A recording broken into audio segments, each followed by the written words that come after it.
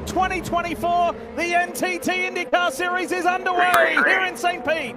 Newgarden leads the field, but watch that orange and black car. Pato Award on the inside, couldn't quite get there. Oh, but 4 wide further back with Roman Grosjean dropping back. There's contact with some of those green and black cars. That's Marcus Armstrong as well, and Rinus VeeKay comes out the lead of the 3 green and blacks. This is where we had all the issues last year. The top of your screen, turn 3, it looks like it's all clear. We see Palou trying to go down the inside of, I think, Christian Lundgaard into turn 4. A little bit of contact there, everybody getting through. No, I think Lundgaard's got a flat right rear on the 45. Will Power, Marcus Armstrong, Scott Dixon. Puncture is the call. Well spotted, T-Bell. This is the Hy-Vee Honda. Problems for Lundgaard. He's wounded. Jamming up the back of the field here. They're all desperate to get by, but Lundgaard desperate to try to get to pit lane. So now you see he's gone driver's right to defend against Palou. Palou tries to sneak it up the inside. There's the contact. Who got him? It was Alex Palou. Under caution for the first time on the streets of St. Petersburg, Florida. Unfortunately, it is for the 23-year-old New Zealander, Marcus Armstrong in the Ridgeline Lubricants Honda. This is what happened. Watch the green car. Turn 10, just a little hot on the brakes, locks the left front. He thinks about trying to maybe take the overshoot, and he's like, I can make the corner, and he just runs out of room. This is really going to change the strategy. The lead teams wanted to go about 5 more laps. Almost a collision there on pit road, and Joseph Newgarden, who has led every lap to this point, will lose the lead here on pit road. I believe that's Colton Herta that came off with a diff. Watch the blue and white car. Look at the one in the middle, Colton Herta, but Felix Rosenqvist on the right is ahead. Watch the line out. Rosenqvist wins it, even though Herta goes ahead, but it's addressed once they get back out on track. We're back racing here in St. Pete. So this will be interesting because Lundgaard probably can hang on here for maybe 4 or 5 laps before he has to make his pit. He'll try to stretch as long as he can as Rinus VeeKay goes inside. Scott Dixon. But it also just shows the Ganassi car struggling a bit as Newgarden makes the move on Colton Herta, takes that position back that he lost in pit lane. Very decisive. Here we go, Award on the inside of Herta. Again, the tire advantage, and now McLaughlin taking advantage of a slow exit from Colton.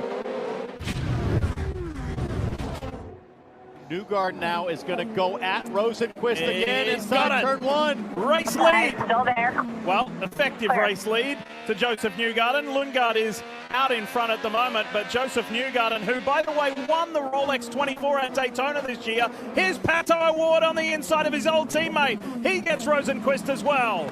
Look at VeeKay making the move on the red, white, black Verizon car here of Will Power.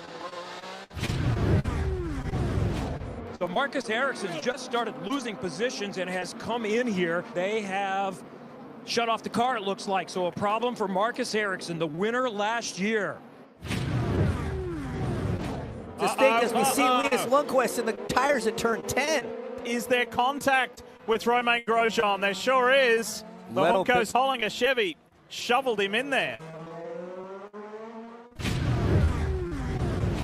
Here we go, green again at St. Pete. Let's race to the end, or will we? Newgarden with a good restart. Award, and look at McLaughlin. He's diving, he's weaving, he's getting impatient. And on the inside, Felix Rosenqvist defends from Will Power. McLaughlin, the white and red car. On the inside, he's going for it on Herta.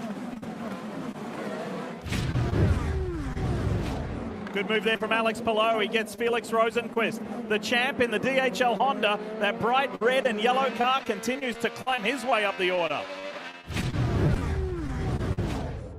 A day that started so promising. Romain Grosjean is not going to end the way he liked. He just pulled into pit lane and has climbed out of the car. What a way to start a new championship season. Indy 500 winner, Rolex 24 at Daytona winner, St. Pete winner for the 3rd time. The Firestone Grand Prix of St. Pete belongs to Joseph Newgarden. Great job, everybody. Really nice execution. Thanks for all the work. Nicely done, Joseph. Nicely done. Up next, it's the Thermal Club $1 Million Challenge, Sunday, March 24th at 12:30 p.m. on NBC.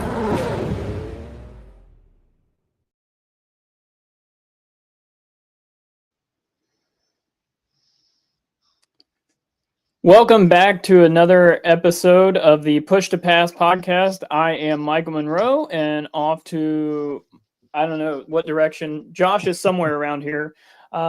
We have Josh Roberts. Derek is not with us tonight. Derek is traveling. He is going to be covering the race for us this weekend down in sunny Florida. So it's a two-man show tonight. I told Josh if we mess something up, we'll just burn it to the ground. So hopefully you guys had a good week. And Josh, how was your week? So far, my week's been pretty good. Been working a lot, but looking forward to this coming Sunday and finally getting to get the cars back on track in St. Petersburg. It took 71 episodes, but Derek finally missed one, and we wish him safe travels to Ohio, and then he'll be back here in Indy to leave on Friday, head out to sunny Florida. So it's been going pretty good. I can't wait. We've been about 5.5 months since our last race, which was in Nashville, and just chomping at the bits to see how this season starts out. Yeah, we covered in our last episode just how much change has happened. One of the key things I missed while we talked about that was that awesome sound of Lee Diffie that we're going to miss with Fox coming on board. So I'm really going to miss, his coverage, because his excitement and his enthusiasm about every little thing that happened on the racetrack was just, honestly, it was that voice and that excitement that grabbed your attention. What's happening? And I feel like a lot of series don't have that. And so when he gets excited, you really focus on what's happening. So that was one of the key things while watching that, highlights from last year that I really wanted to touch on.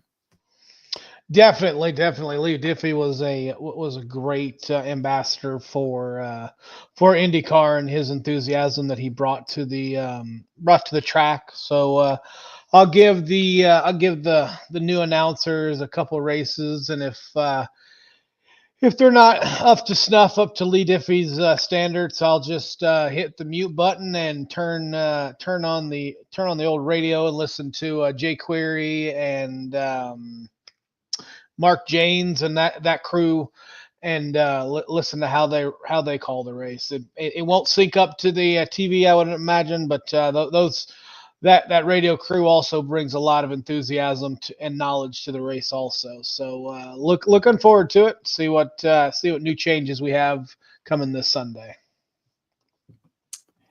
Yeah, the announcing crew, we get one new guy this year, and we do have a video that will introduce one of the new announcers, Will Buxton. If you have followed Formula One at all, he is the Drive to Survive guy, he's been known as. So I follow Formula One, so I feel like he will bring a good element to the booth with Townsend Bell and James Hinchcliffe. We got two guys that we're familiar with, so we'll see how that goes. But I'm excited to hear how the booth goes with a different change. Oh yeah.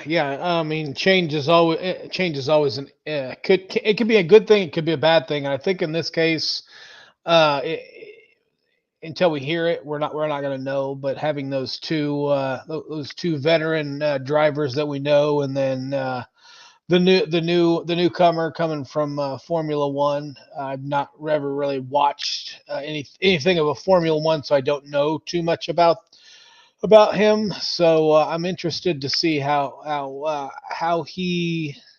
I mean, I know Formula One and IndyCar have similarities, but there's a lot of differences to calling pit stops for IndyCar is different, because Formula One, as we all know, they don't have fuel. Somehow, some way, they're so fuel efficient they don't have to refuel.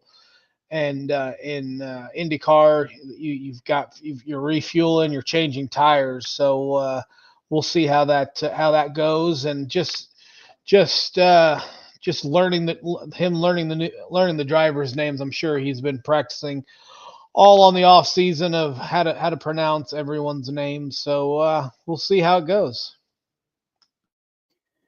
Yeah, so IndyCar put out a great video. Will Buxton is the narrator of the video, and it's about 12 minutes long, so it's kind of lengthy, but it gives us all the guide to this year. And when we come back from that video, we'll get into preview the Grand Prix of St. Petersburg.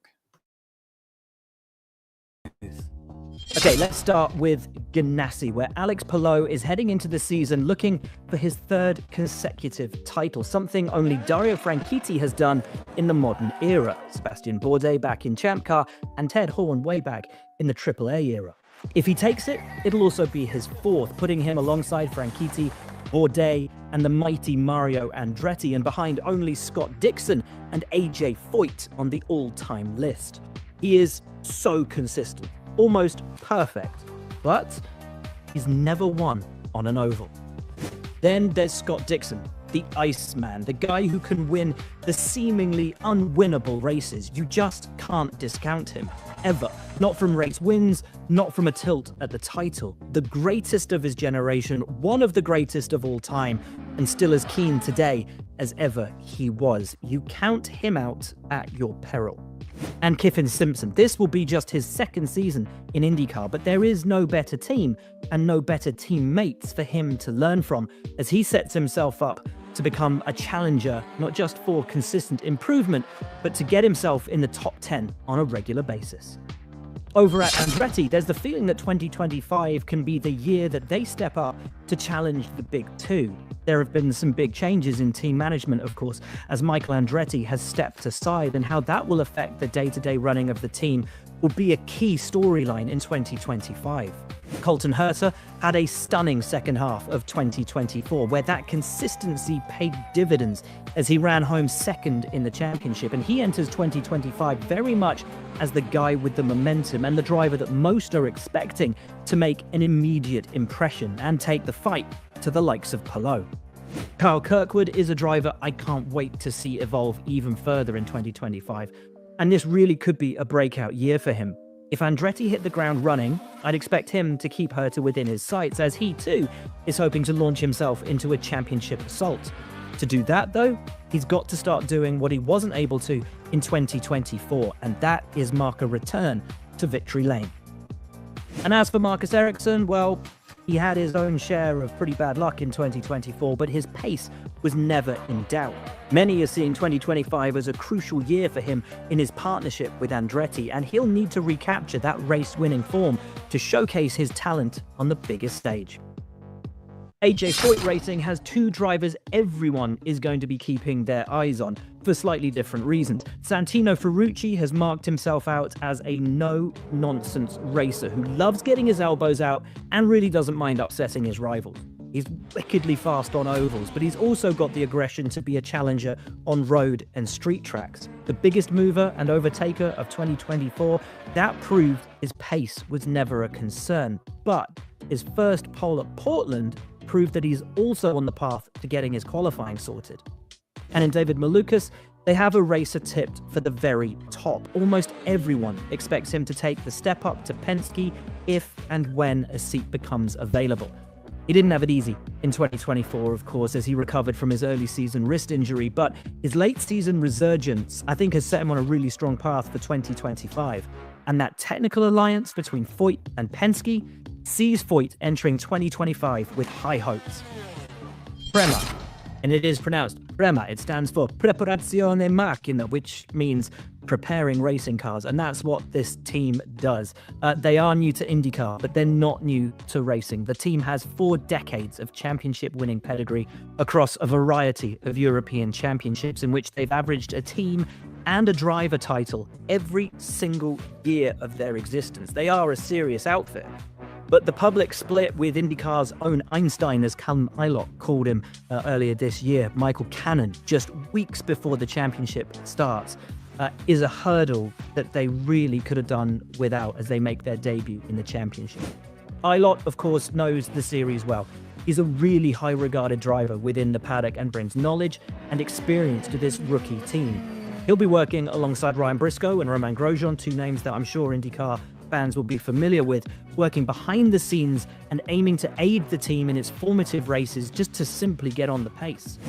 And like Eilert, Robert Schwartzman is a former Ferrari junior and a guy renowned for excellent racecraft. This is someone who I really feel could become an absolute superstar of IndyCar. Give him an opportunity, he will take it with both hands. I really cannot wait to see how this team and its drivers fare in 2025.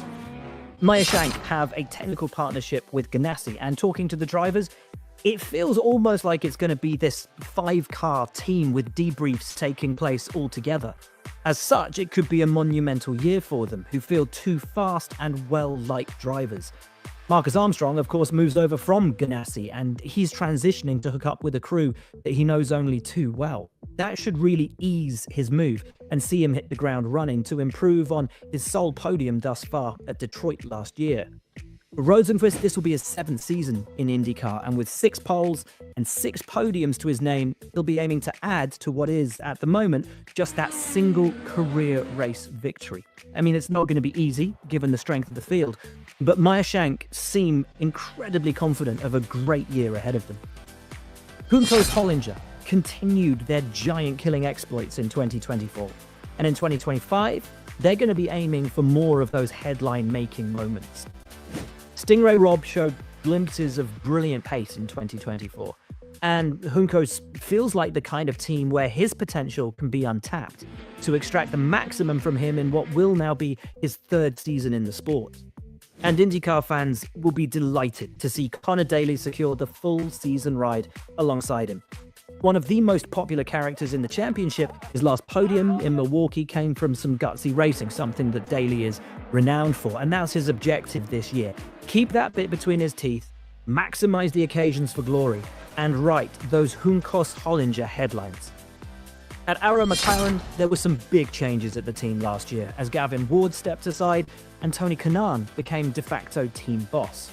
Their drivers actually spent a lot of time in the McLaren F1 garage at the end of last season, so how much of the positivity aligned with McLaren winning that F1 Constructors title will shift into the IndyCar paddock?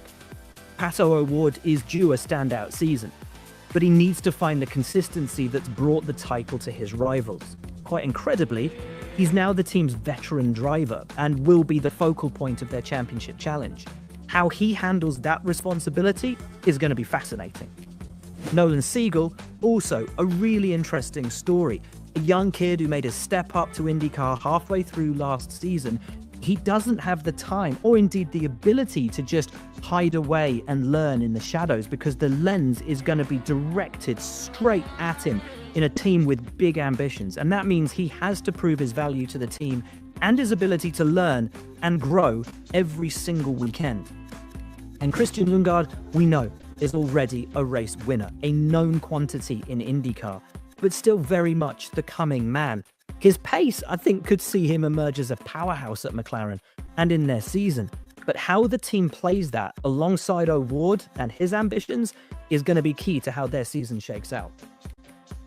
Rahal always seemed to be there or thereabouts, consistently netting results to bring about a strong team finish, but the headline results feel like a rarity.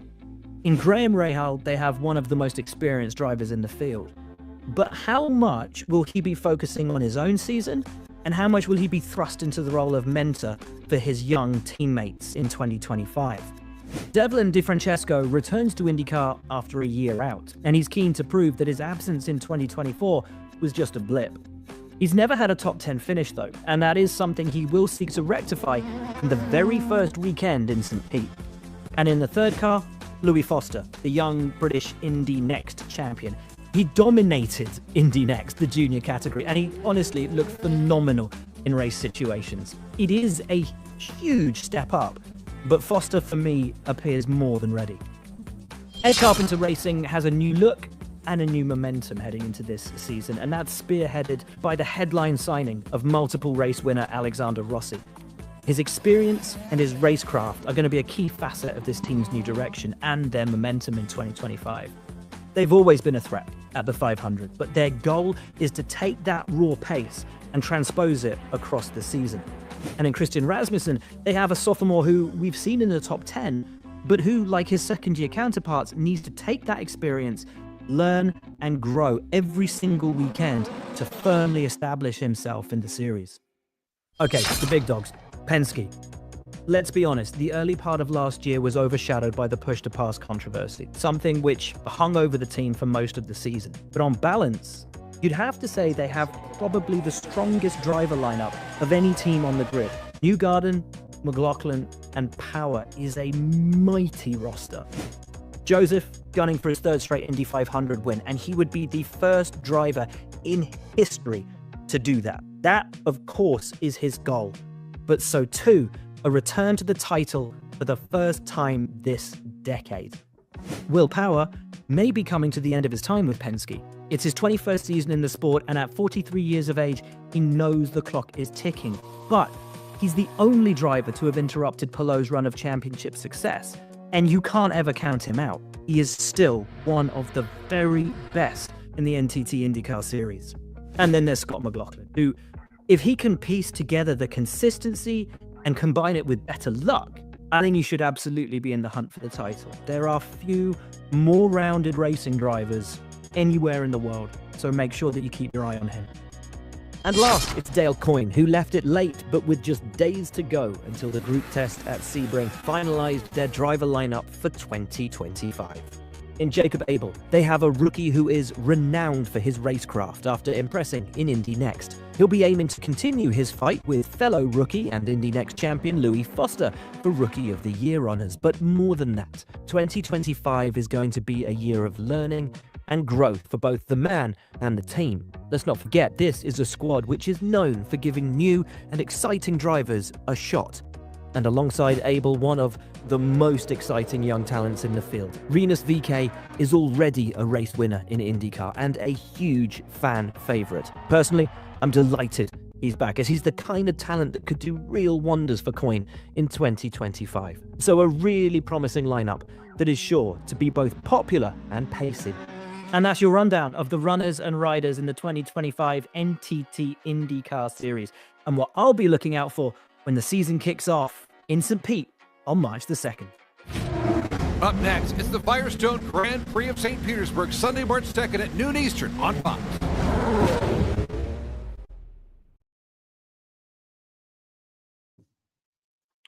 Josh, what stood out, if anything, from that video from Will Buxton?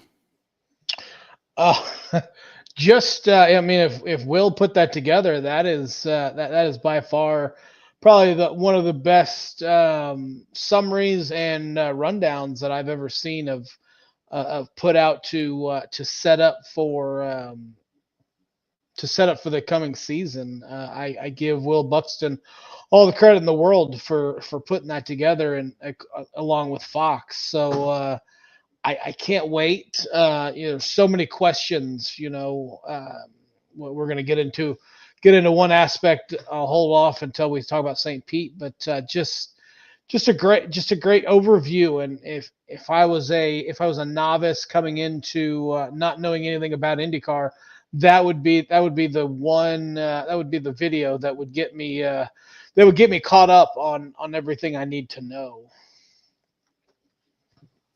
Yeah, I totally agree with you. I think that production was well put together. I think that's another aspect, Fox coming in, taking over, and really trying to promote the sport.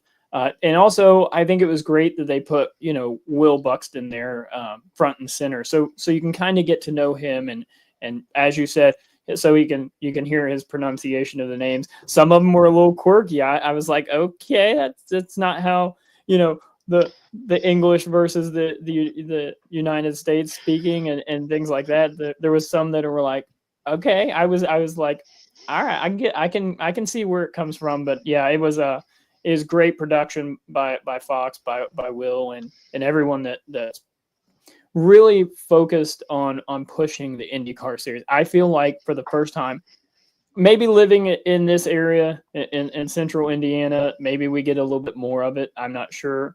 But I mean, I seen IndyCar commercials on TV during races, non-race events. I was at the gas station yesterday getting gas at a Shell station, and there was the Joseph Newgarden commercial on. I mean, it's just they're pushing it so hard, and like we kind of talked about last week, this is do or die for the IndyCar series as far as like real big television deals, because if they can't pull in viewership now, how are you going to do it? Like, that's the big question. How are you going to pull in an audience? Because Fox is doing just about everything they can. Oh yeah, definitely. And IndyCar, I mean, the ball's in IndyCar. The ball is in IndyCar's court now. Fox has come in and they've said, look, we're gonna do this big media blitz. We're gonna show you during the Super Bowl. We're gonna show you while people are getting gas. So what are you gonna do? Is the driving? I mean, we know these drivers can drive. They're 30 to 40 of the best drivers in the world in open wheel racing. So they come from wide backgrounds, diverse backgrounds. Now is IndyCar going to be, how do they go out and how do they market themselves? You know, to me, a lot. I mean, growing up, I watched a lot of NASCAR, and you know, I love to watch the crashes. And you don't ever want a driver to go out, but you don't want to. I watch NASCAR. You know, they would trade paint, and you can't do that too much here in IndyCar because of the open wheel concept of it. But is there going to be a lot of passes? You know, I love watching passes. As much as I love watching wrecks, you know, side by side, or are they going to fan out and follow the leader until, you know, 10 to 15 laps, and then someone's going to try to make a run for it. So definitely the ball is in IndyCar's court, and we will see how they take this big media blitz and see what kind of product they put out on the track, for sure.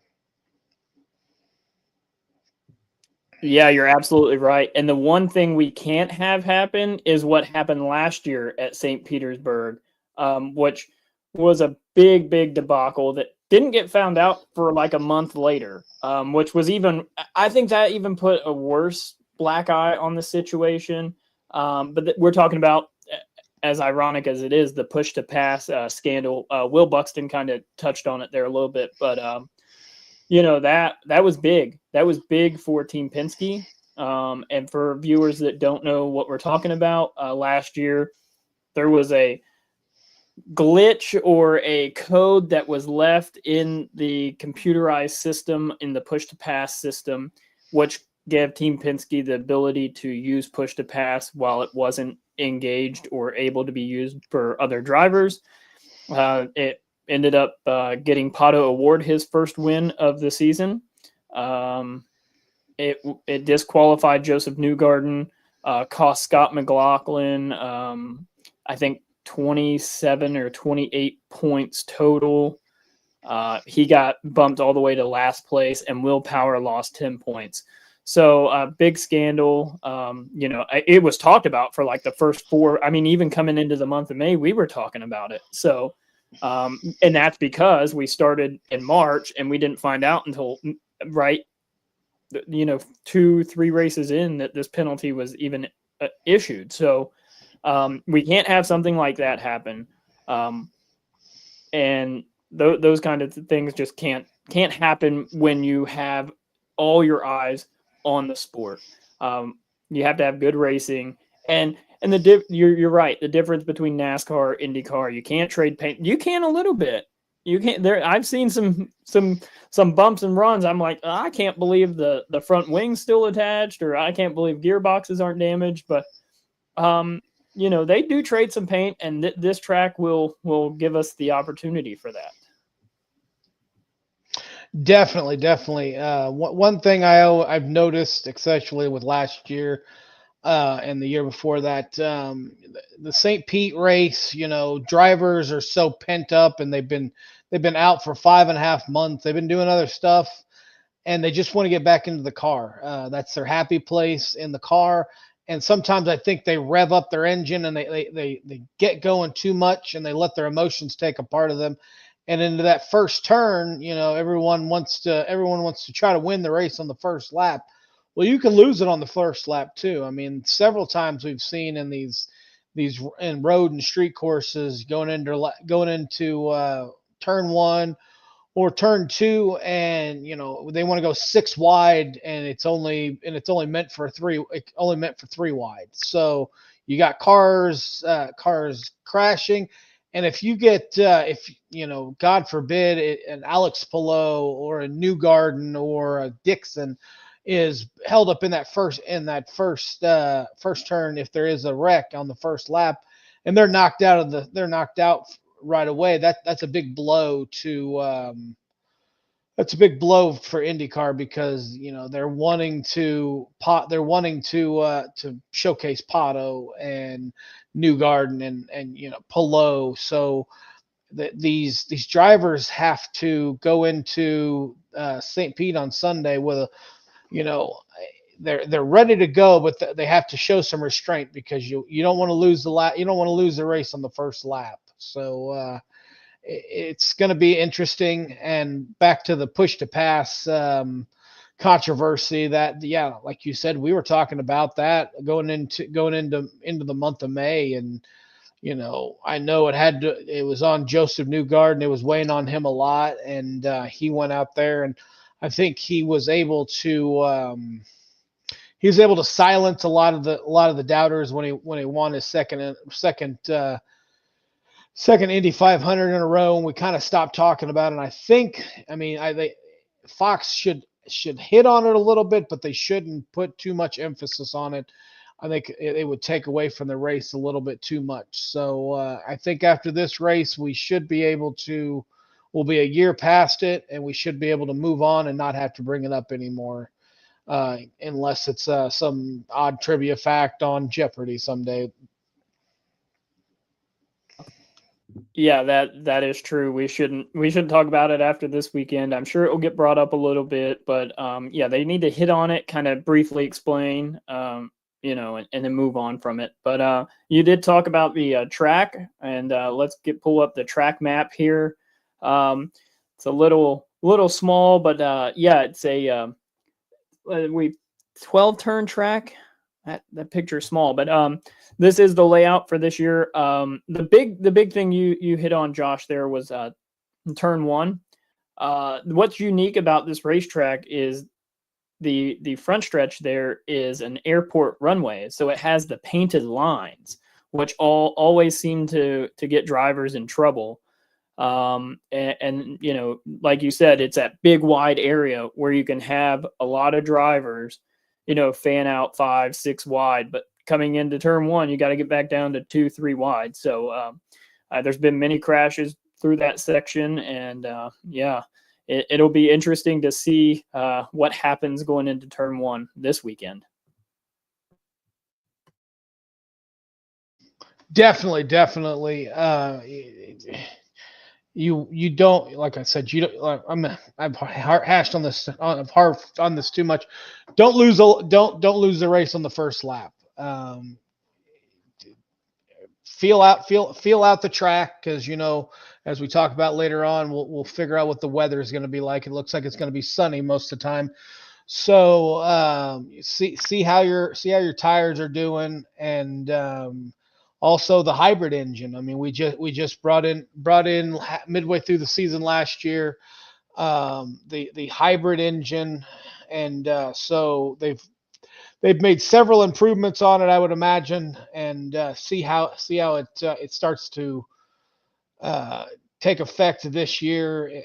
What have the drivers learned from using the hybrid engine, and that. So that you looking at this track, I mean, it's a beautiful track, and I'll admit it, I didn't know that part of it was a runway, so it was an airplane runway. So that's a cool fact that you brought to me. So, and going around the Tampa Bay water, that's got to be a beautiful scenery. I've never been out there. I've never been in Tampa, so it looks like an awesome track. I can't wait to see what these drivers can do on Sunday.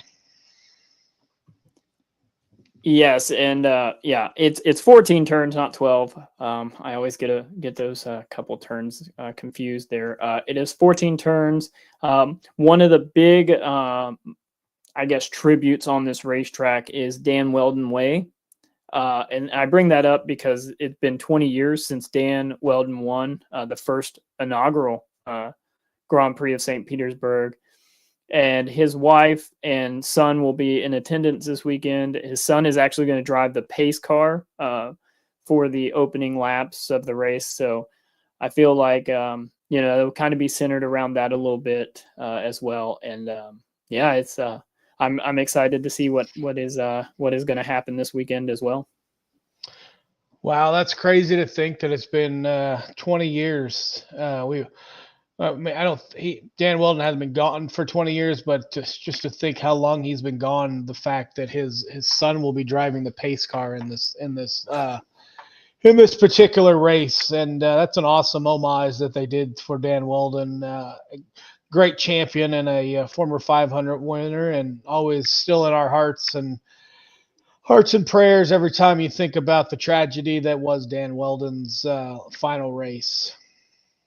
Yeah, man, a lot of people I know, especially on here, we talk about ovals, but man, yeah, not that oval, not that oval. But yeah, speaking of past winners of this race, we have several active winners. Pato Award, of course, last year. Marcus Ericsson, also a previous winner. There's a Team Penske, Scott McLaughlin, Colton Herta, Joseph Newgarden won it back-to-back years. Will Powers won it twice, and Graham Rahal back when he was driving, I believe, the McDonald's car, the 01 car. So quite a while ago. Do any of those drivers? I mean, I expect several of those drivers to be up front this weekend. Is any one of those drivers, Josh, you think you got your eye on? I'm going to go with McLaughlin and Newgarden. I mean, McLaughlin ended up finishing. He finished third last year in the actual race, but in the official bracket, it says he got second. And Newgarden, I mean, yes, he was disqualified from the race, but in 2020 and 2019, he showed that he can win this race without any help. So Newgarden, I think he wants to come out and put what happened last year behind him, and I think he wants to win this race. He wants to get his victory back and be known as the only St. Pete three-time winner. So and Pato's my dark horse. He came on late last year, was showing a lot of fire in his belly that he wanted to win. He wants to compete for championships. So those would be my three: Newgarden, McLaughlin, and Award. Yeah, I totally agree. If we're looking at past winners, you have to look at Scott McLaughlin. Just for the simple fact, I mean, I talked about it last week. He's my championship favorite, so I got him winning every race. No, I'm joking, but he's consistent. I know in that video with Will Buxton, he talked about Alex Palou being consistent, but Scott's pretty consistent as well. So I think he can be a good challenger, especially this weekend. And Colton Herta, also coming off a strong second half last year, he would be one to keep an eye on. He's also, rumored for, Cadillac, going to F1. And his name always gets brought up when there's a American team going to F1. So, could this be I keep asking, people all the time, could this be the last year of Colton Herta in the IndyCar series? And I get mixed responses. So, if it is, it would be interesting to see how his season progresses. But I look at those two for sure. When I look at, previous history, and then if it gets into a fuel mileage strategy, don't ever count out Scott Dixon either, because the guy, I don't know if he carries gas with him or what, but he can save more fuel than anyone. Yeah, you're not kidding. I mean, if you get into a fuel mileage race, just hope that Dixon's not in there, because if it comes down to fuel, you are not going to win. Dixon is just going to be able to. I don't know if it's. I mean, like you said, he carries extra fuel somehow and can get it into the car, or he's just a wily veteran and just knows when to take his foot off the gas and when to send it full bore. So it's like I keep saying, it's gonna be an interesting and cool race. And the weather is going to be great, and I think Fox is going to have one heck of an introductory race to show this coming Sunday. Yeah, I totally agree. And you just keep segueing right into what we're talking about. So let's talk about the schedule. It's a pretty interesting schedule. That Fox, like we said, is doing a great job. We've got the Indy next on Friday. They're at 2:00 on FS2. We can't have everything on Fox, which is sad, but then we have the NTT IndyCar Series Practice 1 at 3:00 on FS1. Then, that's all we got for Friday. Saturday, we have some more practice and qualifying for both the Indy Next and the IndyCar Series. Most of that is on FS2, with IndyCar qualifying at 2:30 on FS1. And then the IndyCar warm-up, and then I guess that's the only thing on FS2. And then you have the Indy Next race at, was that 10:00? Yes, on FS1. And then the IndyCar race is on Big Fox, your regular Fox channel. And that is at 12:00 with the green flag at 12:29. So, Josh, what stands out the most for you when we look at that schedule?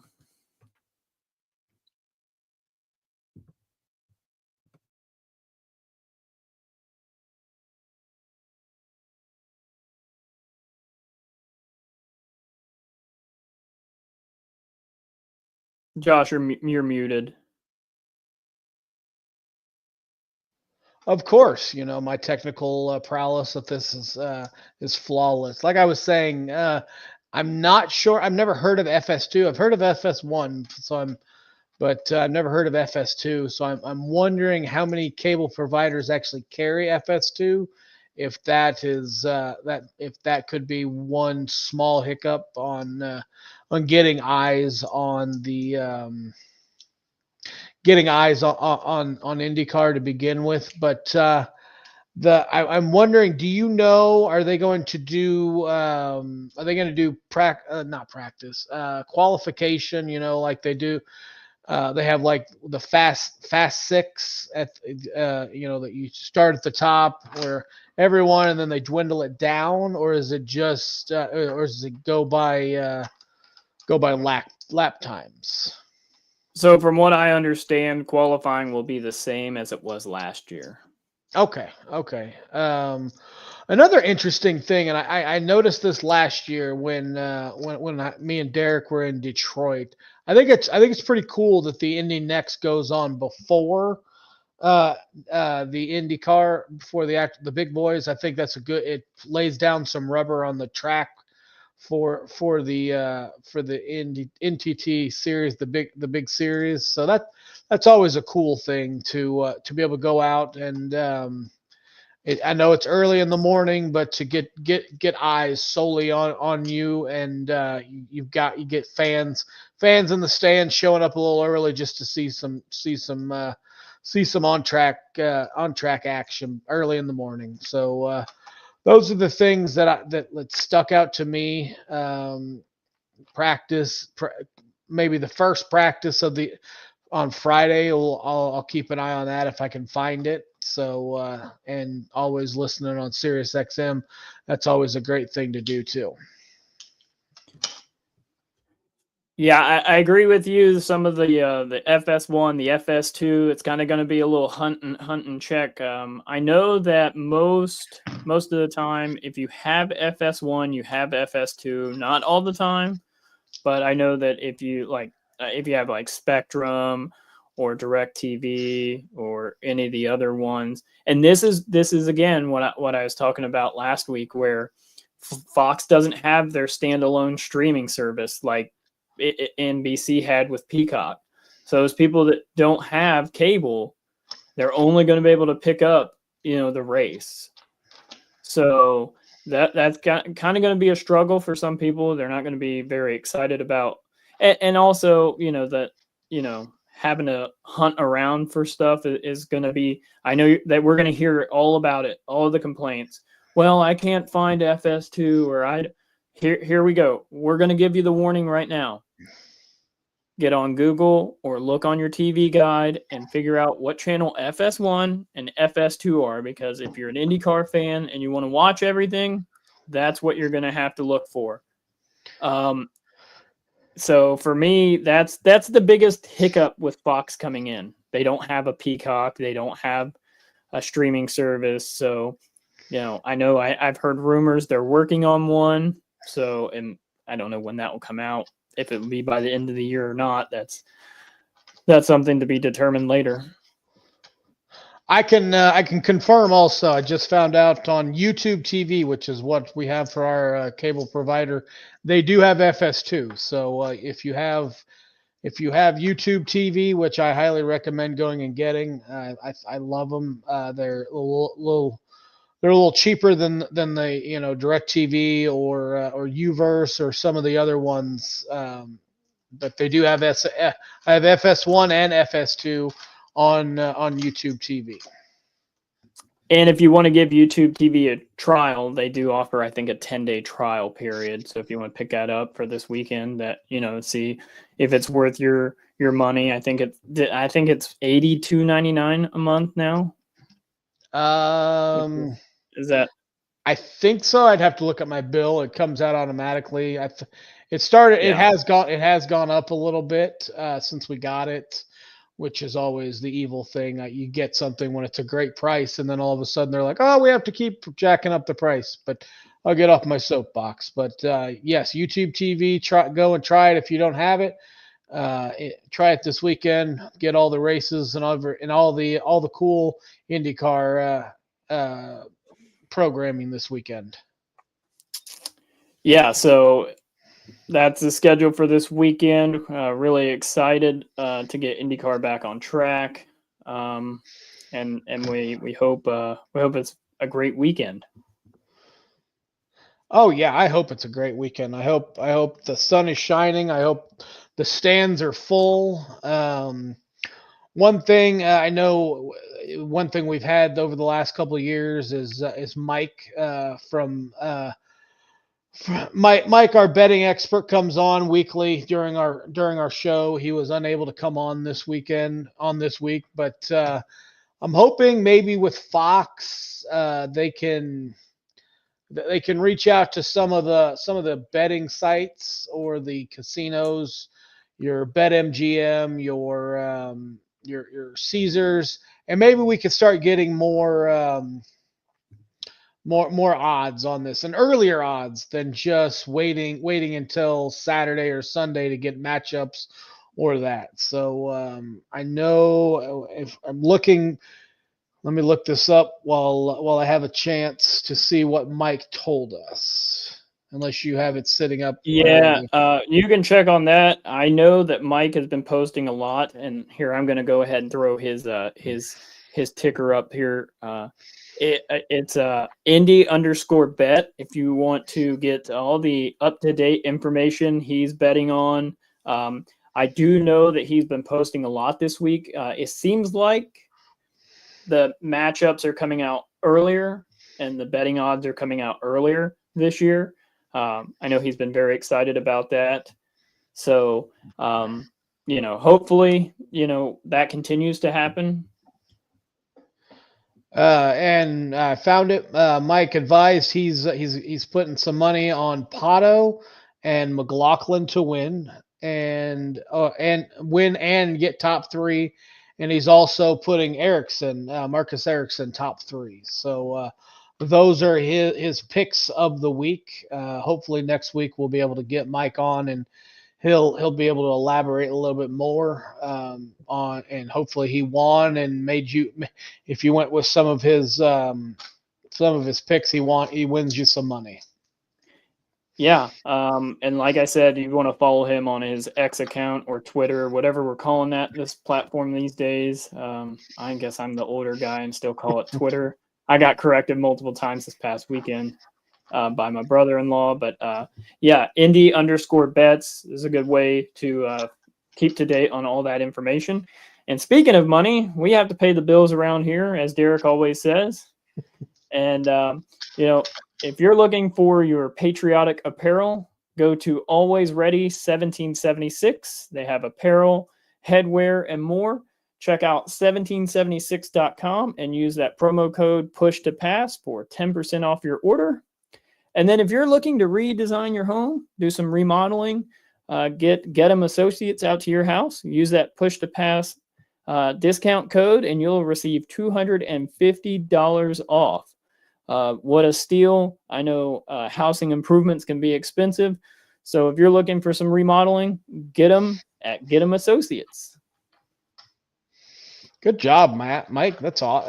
You did really good on that. I don't know. I gave it a good shot there, and you did. I bet they're going to throw us a little bit more money for that flawless thing. I'm trying. Derek is our lead here, and we work to get what we can here. So while we're waiting on the weatherman to come on and join us to give us his weather outlook for this weekend, what else about this weekend is just eye-catching to you? It'll be interesting to see if Fox can bring in, I know they don't have to be there the whole time, any celebrities, or will they do maybe a montage to some of the drivers of the past, the AJ Foyts, the Andretti's, what kind of material will Fox put out there to try to grab some fringe viewers to switch over and watch IndyCar? So that's my whole thing is seeing how Fox presents IndyCar. I mean, from what we've seen, like we've said, fantastic commercials, fantastic coverage so far. What is the actual coverage going to look like? What are the onboard cameras going to be like? Will they go in depth on some of the technology that goes into these cars? Because there's a lot more technology that goes into these cars than there are NASCAR. And they do a really good job during the NASCAR season of showing the different aspects of what's going on inside the car and how it works. So that's my that's what I'm looking at is the coverage. What's the coverage going to look like going into this year? How about you? Yeah, you hit a lot of the things I was looking at. And I've seen some comments and I've seen some leaked images. If you are a fan of NASCAR and you see the characters that the Fox uses for their NASCAR drivers, I mean, these guys have six packs. They look like they've been in the gym for months. Well, guess what? Your favorite IndyCar driver is now going to have six-pack abs and is going to look phenomenal. These cartoon characters are very, very kiddish. And for years in the NASCAR world, we've complained about it. So I know those are coming. I know IndyCar fans are going to be like, "What is happening?" But to your takes, the production. I come from the NASCAR side a lot, so when I look at Fox's production. How far, I mean, we're on road courses, so how far out are those cameras going to be? Are they going to be zoomed out far, or are we going to be zoomed in real close and we're only going to get 2 or 3 cars in a picture at a time? One good thing that NBC did and NASCAR on Fox does is they do a segment going through the field, and it kind of highlights every driver. Are they going to continue to do that? Because that's a way for smaller teams to get a little bit of airtime, other than, this car is getting lapped. So those will be interesting things to see. The production side of things. One great thing, I guess is good and bad, is that the IndyCar race runs right into the NASCAR race. So we may see some of the NASCAR fans tune in to see what's going on, to kind of help, see if this is, worth watching, things like that. So that'll be another good aspect to have is both are on Fox, and the IndyCar race will run right into the NASCAR race. And it could also help NASCAR as well, because NASCAR is at Circuit of the Americas. So those, street course to a road course, and vice versa. So hopefully Fox is really going to play that up coming into the weekend. You get 2 races, you can have all day racing. My wife will be very excited. We have all these house projects, and she's going to be very excited to know that we're going to be watching racing from about 12 o'clock to about 8 o'clock. So, but those are the Sundays that are I look forward to as a race fan. You get very excited to see those little things come in to where, for me, Memorial Day, you get, Monaco, you got the Indy 500, you got the Coke 600. So it's an all-day event of racing for me. Don't talk to me, I'm busy. So, those are the days I really enjoy, especially being on a Sunday. You can just relax at home and watch racing. Oh yeah, definitely. I mean, that's one of the benefits that the NFL has. They have noon games, then they go to your 4 o'clock games, and they go right into your 8 o'clock games. So you're taking that viewer from the beginning of the day all the way to the end of the day. So that's definitely going to help. Definitely going to help IndyCar with that aspect of Fox drawing in. So let me ask you one question while we're still waiting on the weather guy. And I don't know if NBC did this or not, but I hate to do this, and I always do it. I always compare NASCAR and IndyCar. They're two different series, but in NASCAR, it seems like the drivers are less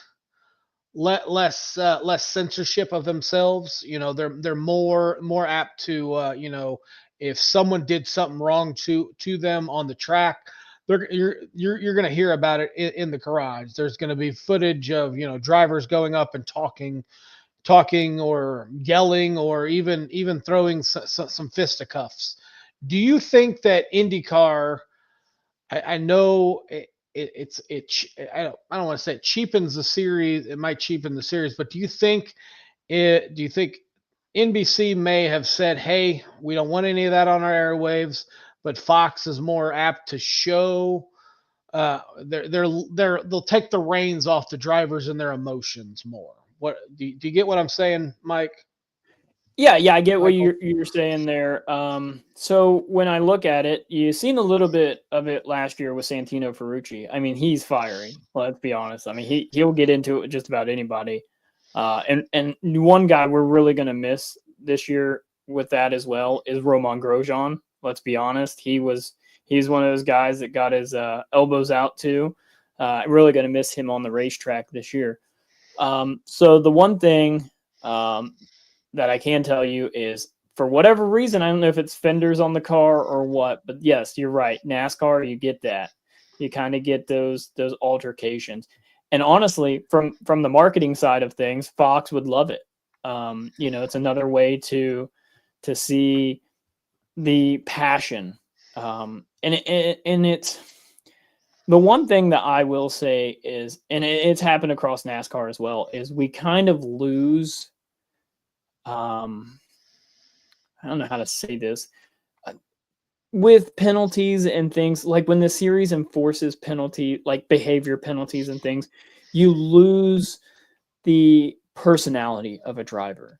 So if willpower, for instance, New Hampshire, years back, they used the footage, not the full footage because they cut out the double bird. But if a driver knows they're going to get penalized for that, they're not going. So it may not necessarily be a Fox or an NBC thing. It might actually be a Roger Penske, an IndyCar thing. Those would be kind of, questions for higher ups there. Maybe it's a code of conduct thing within the rule book. And we could probably even, look it up if that's something, but those are the things, some drivers don't care. Like, if I'm going to get penalized, I don't care, money's money for them, to an extent. But yeah, if you're going to get like a big, fine or you're going to lose driver points. Yeah. Those are things, with a short season with IndyCar, that's one thing that, you have to look at. Yeah, I never really thought about the losing driver points. So if it happens, it happens. I just know controversy breeds viewership, in my opinion, especially in the United States. Yeah, 100%. And marketing from Fox would love it, But speaking of this weekend, why don't we check in and see how the weather looks for this weekend? We're going to bring in our IndyCar weatherman. Hey, gents. Thanks for having me on. Welcome back to the next season, huh? Yes, thank you for coming on, sir. Yeah, no problem. So, this is the kind of forecast I really love because it also lets me kind of ease back into things. We had a really wet system actually come through the Tampa-St. Pete area on Monday, and now we're just starting to get high pressure settling into the region. So what that means is we've got a pretty quiet pattern as we move into Friday, Saturday, and all the way through Sunday. So right now, it looks pretty good. I'm expecting mostly sunny conditions with some occasional clouds. Morning temps running in the mid 50s to the low 60s range. And then afternoons in the upper 60s to the low 70s, which is a little bit cooler than we normally see for this race. I know, at least for the last couple years, we usually see closer to 80 degrees and it's a little more humid. So really pleasant conditions. It looks like no threat of rain at this point, and I think that's going to stick with this forecast as we move forward. So I will probably push another update out tomorrow, and really all we're looking to do at this point is kind of narrow in on those temps. I think, we may see that adjust by a degree or two either way, but overall, for the most part, everything seems to be on track for a low impact weekend as far as the weather's concerned. Well, that's definitely what we like to hear for the racing, but we kind of wanted Derek to get a little wet. Yeah, just have him sunscreen up. Okay, we'll definitely do that. And if we want to keep up with the local weather for the race, where can we find you on social media? Yeah, so you can find me on X still, or old Twitter, right? And just doing a search, IndyCar Weatherman should come up pretty good. And I also got some requests in the off season to have a presence over on Blue Sky. So I'm also over there. Same thing. If you just search IndyCar Weatherman, I should pop right up.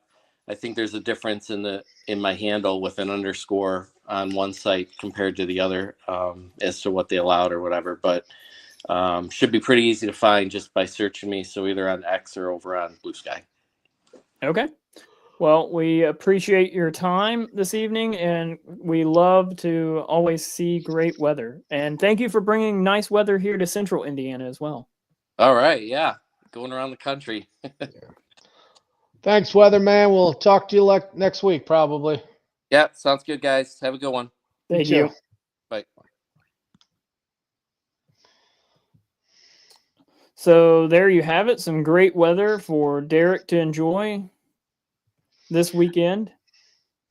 Yeah, I mean, it would have been funny to see him sending us a picture standing in a puddle with his poncho on. But we'll just hopefully maybe he can send us some sunburn pictures. Maybe Well, that'll be. maybe he can stand on the beach with his poncho on and send us a picture there. I don't want to see him on the beach. It makes me jealous. Just makes me I jealous. know.